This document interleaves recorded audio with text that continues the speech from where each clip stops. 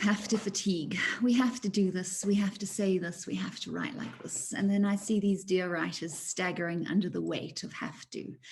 You have to show, you have to use everything but an adverb. You have to write every day. You have to King Lear it. You have to plot.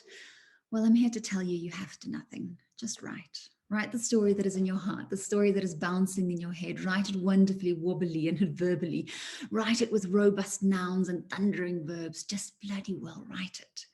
Write it at 5 a.m. if you're in the club. Write all 3 pages first thing. Write it at midnight or at 3 a.m. or in a bathroom stall during lunch hour. Write it when you're high. Write it when you're low. Write it when you're drunk. Write it when you're sober. Don't write if you're in a funk. You don't need to add that pressure. Write it in a rhyme. Write it in your own time.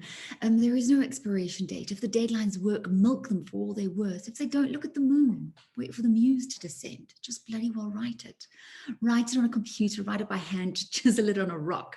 Write things that would scandalize your mother but delight your grandmother. Write with a literary slant. And yes, you can chuck in a vampire if you want. Write it for yourself. Write it for the world. Write it for your children. Write it for no one. Just bloody well write it. Or don't. Because you don't have to anything.